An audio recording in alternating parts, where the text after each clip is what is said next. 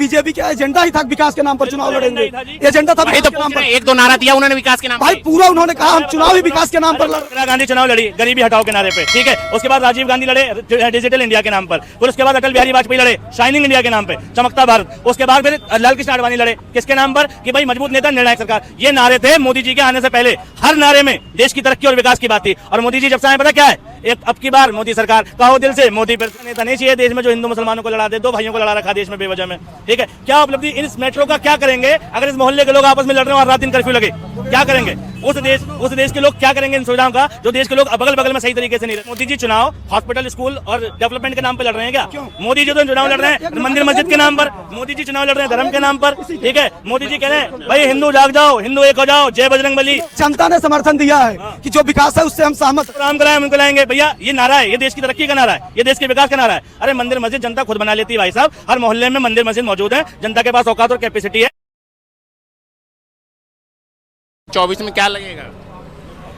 अब हमें जो लग रहा है तो हमें तो लग रहा है ठीक है, गवर्नमेंट आ सकती है, रिटर्न करेगी। रिटर्न करेगी? वापसी करेगी। किस मुद्दे पे करेगी रिटर्न?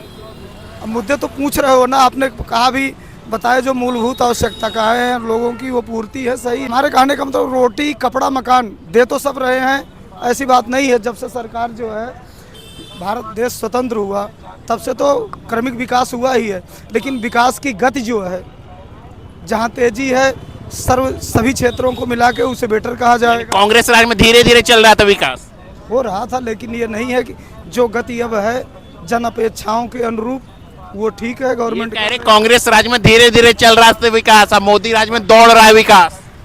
मैन फोर्स की गोली खाली होगी विकास ने, ज्यादा दौड़ने लगा क्या? कैसी बात करते हो? मतलब एक बार बताओ, जो साधन होंगे जो संसाधन होंगे, ठीक है, जब आपके पास कुछ नहीं रहेगा फिर शुरुआत करनी पड़ेगी। भाई नीचे फाउंडेशन तो धीरे धीरे ही बनती है, मकान की निचली मंजिल जो है वो देर में बनती है, ऊपर की मंजिल जल्दी बन जाती है। तो पहली मंजिल कांग्रेस ने बनाई है ना, तो विकास तो ऑटोमेटिक, ये तो बेसिक सेंस की बात है कि भैया अगर फाउंडेशन बिछाओगे तो टाइम लगेगा। तो इसमें कांग्रेस का फॉल्ट कहाँ से आ गया? उसने अपना बेस्ट दिया है। क्या बोलेंगे अब ये मोदी जी की जगह 15 साल, 1 मिनट रुको साहब, तो भी रफ्तार ये होती हो गया। और कुछ कहना हो कह लो। मेरे कहने का मतलब फर्स्ट वाक आपने कहा मैन पावर की गोली, ऐसे कौन सी गोली है जो बनी थी कांग्रेस राज्य में उसे दूसरे ने खा लिया? वो बताओ आप, पहले इसका विवरण दो आप। कौन सा ऐसा गोली खा रही है मोदी जी इतना तेज विकास करने लगे, ये कहना चाह रही है? सारी गोली बीजेपी ने कांग्रेस की तो खाई है। अभी बीजेपी में कितने कांग्रेस के नेता पूछ तो लो इनसे। क्या बोलेंगे कितने नेता हैं? सुनो, कांग्रेस की बताए मैन पावर की गोली, मैन पावर की तो हमारे समझ में जो आता है, मैन पावर तो शुरू से है और रहेगी, इसकी तो कोई गोली है नहीं। हाँ ये है, अब उसके सोचने की क्षमता या अपनी जो है कैटेगरी अलग अलग है, कौन किस हिसाब से सोचता है उसकी बात, सोचने की क्षमता है। अच्छा बोलो। मनमोहन सिंह के पहले देश में कोई था नहीं, इसके बाद में कोई होगा, इनका कहने का मतलब नहीं। अटल बिहारी वाजपेयी भी नहीं थे, ये बताओ। एक मिनट रुक जाओ साहब, हमारे कहने का मतलब मनमोहन सिंह जो है दैंड होगा, इसके बाद कोई देश में पैदा नहीं होगा, कोई अर्थशास्त्री पैदा नहीं होगा। वही तो बात हम कह रहे हैं, मोदी द एंड हो गए, क्यों पैदा नहीं होगा? नजर नहीं आ रहा है इस टाइम, तो नहीं नजर आ रहा है कि ऐसा कोई है। अब बताइए कोई है मनमोहन सिंह के बाद बताओ ना कौन बनने लायक? दुनिया भर के नेता हैं, कैसी बात कर रहे हो तुम? कौन है? कौन? बीजेपी के बना दो, एक नितिन गडकरी है, ठीक है, मनमोहन सिंह, ठीक है। कांग्रेस में पूछ रहे हैं, कांग्रेस में ये पूछ रहे हैं। बीजेपी ने तो अपना जो है मूल्यांकन करके उसमें जो योग्य शासक था उसको बना दिया। अच्छा, आप अदरवाइज दूसरे को बता दो। मोदी जी से ज्यादा योग्य हैं, सुनो, मोदी जी से ज्यादा योग्य जो है, योग्यता का मापदंड हमारे ख्याल से आपके पास पर्सनली नहीं हो सकता। योग्यता का मापदंड जो वहाँ सांसद चुन के जाते हैं वो करते हैं कि कौन सा है। मापदंड देश करेगा ना। मोदी जी की जगह योगी जी को सीएम पीएम उम्मीदवार बना दो। मैं कह रहा हूँ, सुनो एक मिनट सुनो, और एक बात सुनो, मोदी जी से ज्यादा काबिलियत जो स्टेट वेलफेयर की क्वालिटी है ना, वो तो अरविंद केजरीवाल में, जनता की भलाई के लिए। बताओ क्या दिक्कत है? अभी ज्यादा मैं स्टेटमेंट अब नहीं दे पाऊंगा, because I have no time. अभी केजरीवाल का नाम लिए, इतनी बड़ी क्वालिटी है कि जब वो व्यक्ति शासन करने बैठा, कहा मैं जो है पूरा अभी राम राज्य आ रहा है, भरत हो जाऊंगा, कुछ लूंगा नहीं। जिसकी रसोई में, एक मिनट सुन लो साहब, कलेजा जो है थाम के बैठो, उस व्यक्ति की रसोई में कितना अपव्यय हुआ जिस व्यक्ति ने कहा कि मैं कोई भी सरकारी जो हमें सुविधाएं हैं उसका उपयोग नहीं करूंगा, और सरकारी धन से उसकी रसोई और घर का निर्माण हो रहा है। कितना पैसा हुआ? वो उसका नहीं, वो पर्सनल घर है, वो तो सीएम आवास है, वो तो जो मुख्यमंत्री रहेगा उसको मिलेगा वाला घर, वो तो सीएम आवास पे खर्चा हुआ है ना। तो भैया अरविंद के, अरे सीएम आवास, अरे कैसी बात कर रहे हो, सीएम आवास है वो अरविंद केजरीवाल की जगह जो दूसरा मुख्यमंत्री आएगा वो उसको मिल जाएगा घर, वो खर्चा तो उसके गया हुआ है। पर्सनल नहीं किया है ना उन्होंने, सीएम आवास है वो, सीएम। हम कह रहे हैं जब तक वो होता तब तक उस धन का उपयोग जो है और जगह करता जा। एक मिनट बताओ ना, मोदी जी का बंगला बताओ, जिसको व्यक्ति को उठाओ उसके कितने लाख का है? मोदी की ना, आप केजरीवाल की प्रश्न उठाए जो बेटर है। सूट है मोदी जी का यार, मोदी जी का बताइए, मोदी जी जो मैं कह रहा हूँ उसका केजरीवाल के विषय में बताए। मैं कह रहा हूँ, अरे सुन लो, हाँ सुनाओ, स्कूल कितने बनाए? जो मैं कह रहा हूँ उसको सुनो। हाँ बताओ। केजरीवाल ने जो धन जो है एक रसोई में लगा दिया, कितना धन उसका उपयोग और कहीं होता तो बेटर नहीं होता। इस बात अगर देश के नागरिक के नाते इसकी निंदा कर दो ना एक बार। निंदा करता हूँ, देखो अरविंद केजरीवाल और मोदी में क्या फर्क है बताता हूँ। अगर मोदी जी जीत रहे हैं तो पता है नारा क्या होगा? अयोध्या तो जाके है, काशी मथुरा बाकी है, मोदी जी का नारा। सुनो, मोदी जी अगर जीतते हैं तो देश को उलझाएंगे, कहेंगे अयोध्या तो झांकी है, काशी मथुरा बाकी है, ये मोदी जी का नारा। और अरविंद केजरीवाल का नारा पता है? अरविंद केजरीवाल का अगर आ गया उसका नारा पता क्या होगा? दिल्ली के स्कूल तो झांकी हैं और पूरे भारत में स्कूल बनना बाकी है, ये केजरीवाल का नारा होगा।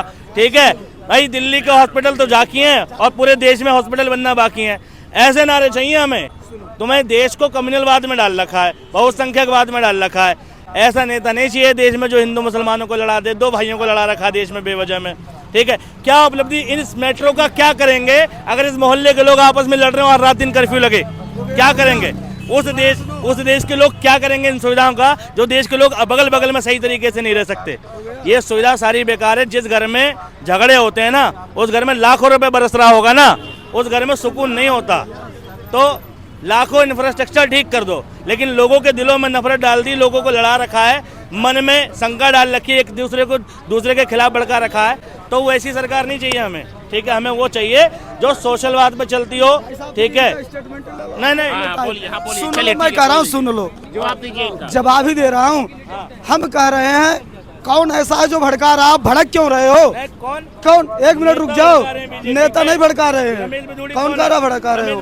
कौन है? नहीं, अभी मोदी को कहा, अगर आपने कहा क्या नारा बताया, क्या नारा है मोदी का, आप बताओ। मोदी के शासन में लग रहे हैं नारे, मोदी कोई ना कोई तो कॉन्फिडेंस दे रहा है ना, जब भी तो ऐसे नारे लग रहे हैं। और एक बात बताओ, रमेश बिधूड़ी ने संसद में कहा था, गाली दी थी दानिश अली को, भड़वे कटवे मुल्ले ऐसा बोला था ना। बताओ आज तक इस इतिहास में किसी नेता ने ऐसा बोला? ऐसा सुन लो महाराज, सुन लो साहब, हमारे कहने का यह मतलब हुआ, अगर मूलभूत जो 85% जनता है उसकी मूलभूत धारणाएं जुड़ी हैं कहीं से, तो अगर जिसको विरोध उस पर जो है लोगों की राय है कि ऐसा होना चाहिए, लोगों की राय है, जनता की राय है। जनता ने बार बार अपना समर्थन उस चीज के लिए दिया है। इस चीज के लिए, जिसके लिए भी, जिस पर कह रहे हैं आक्षेप, जिस पर उठ रहे हैं, जो उठा रहे हैं, इस चीज के लिए विपक्षी हो कोई भी हो। देश में मोदी जी चुनाव हॉस्पिटल, स्कूल और डेवलपमेंट के नाम पे लड़ रहे हैं क्या? क्यों? मोदी जी तो चुनाव लड़ रहे हैं मंदिर मस्जिद के नाम पर, मोदी जी चुनाव लड़ रहे हैं धर्म के नाम पर। ठीक है, मोदी जी कह रहे हैं भाई हिंदू जाग जाओ, हिंदू एक हो जाओ, जय बजरंग बली। भाई राजस्थान का इलेक्शन हुआ था, मध्य प्रदेश का हुआ था, एक भाषण दिखा दो जिसमें मोदी जी ने कहा हो कि मेरी सरकार बनेगी तो पूरे राजस्थान में स्कूलों की बाढ़ आ जाएगी, पूरे राजस्थान में हॉस्पिटलों की बाढ़ आ जाएगी। मैं कह रहा हूँ जिसकी बात कर रहे हैं, 4-5 राज्यों के चुनाव में केवल बीजेपी के एजेंडा ही था, विकास के नाम पर चुनाव लड़ेंगे, एजेंडा था विकास के नाम पर। एक दो नारा दिया उन्होंने विकास के नाम। भाई पूरा उन्होंने कहा हम चुनाव ही विकास के नाम पर लड़ रहे हैं। एक मिनट रुक जाओ भाई, केवल अपनी बात ना करो। उस पार्टी ने घोषणा कर दी कि मैं चुनाव जो लड़ रहा हूँ ये 5 राज्यों का केवल विकास के नाम पर लड़ रहा हूँ। देखिए बोल रहे विकास के नाम पे लड़ रहे हैं। देखो सुनो, और सुनो, जनता ने समर्थन दिया है कि जो विकास है उससे हम सहमत है। अब व्यक्ति विशेष नहीं सहमत हो कोई, उसकी बात नहीं है, जनता सहमत है भाई। कहाँ से बोल रहे हैं? मैं बताता हूँ, इंदिरा गांधी एक मिनट भाई साहब और इंदिरा गांधी, एक मिनट, इंदिरा गांधी चुनाव लड़ी गरीबी हटाओ के नारे पे, ठीक है। उसके बाद राजीव गांधी लड़े डिजिटल इंडिया के नाम पर, फिर उसके बाद अटल बिहारी वाजपेयी लड़े शाइनिंग इंडिया के नाम पे, चमकता भारत। उसके बाद फिर लाल कृष्ण आडवाणी लड़े किसके नाम पर कि भाई मजबूत नेता निर्णायक सरकार। ये नारे थे मोदी जी के आने से पहले। हर नारे में देश की तरक्की और विकास की बात थी, और मोदी जी जब से आए पता क्या है, एक अब की बार मोदी सरकार, कहो दिल से मोदी फिर से, ठीक है भाई। उसके बाद और क्या नारा चल रहा है, महंगाई की बार मोदी सरकार। मतलब देश के मुद्दों की बात ही नहीं है, ठीक है भाई। 400 बार मोदी सरकार। अरे भाई देश के लिए कुछ कर, देश के लिए बात कर, ठीक है। देश के विकास के नाम पे लड़ो ना। अभी नारा दे देंगे पता क्या है, जो राम को लाए हम उनको लाएंगे, जो राम को लाए हम उनको लाएंगे। भैया ये नारा है, ये देश की तरक्की का नारा है, ये देश के विकास का नारा है। अरे मंदिर मस्जिद जनता खुद बना लेती है भाई साहब। हर मोहल्ले में मंदिर मस्जिद मौजूद है, जनता के पास औकात और कैपेसिटी है। सरकारों का काम मंदिर मस्जिद बनाना नहीं होता, हॉस्पिटल बनाना है, स्कूल बनाना है, सड़क बनाना है, बहुत सारे काम है। और रोजगार पैदा करना है, ठीक है, गरीबी मिटाना है। सड़क पर देख रहे हो वो बच्चे, 3 बच्चे, ठीक है, माँ के साथ बैठे हुए हैं। ये देख लो ठेला, ये गरीबी की निशानियां हैं। ये ठेले डिजिटल हो जाने चाहिए। अगर सरकार ने काम किया है तो इन ठेलों की जरूरत नहीं होनी चाहिए।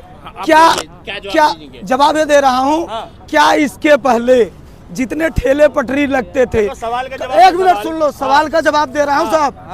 दो, क्या इसके पहले जिसके पैरवी कर रहे हो आज वो शासन योग्य है, उसकी सरकार थी तब उसके दिमाग में नहीं था क्या कांग्रेस से पूछ रहे हैं क्या कांग्रेस टाइम में क्यों नहीं हुआ ये सब? ये नहीं, एक मिनट।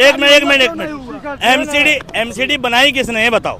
एमसीडी का जो गठन हुआ है वो एमसीडी के तहत ही तो ये लघु उद्योग, इसे कहते हैं लघु उद्योग। जो ये ठेली पटरियों के काम है ना, ये लघु उद्योग है। और ये मनमोहन सिंह कांग्रेस की पॉलिसी के तहत लग रहे हैं, ठीक है। मोदी सरकार ने कौन सी पॉलिसी लाई इन गरीबों के लिए बताओ। आप एक बार कहे थे, एक मिनट सुन लो, आप एक बार कहे थे मैं अर्थशास्त्री हूँ, बढ़िया मुझे याद है, यहाँ स्टेटमेंट पे लघु उद्योग की परिभाषा, उद्योग और लघु उद्योग और ठेली पटरी तीनों को परिभाषित करके नेक्स्ट डे मिलना, फिर मैं मिलूंगा, आप फिर अध्ययन करना। आप नहीं मैं बता देता हूँ। एक दूसरी अरे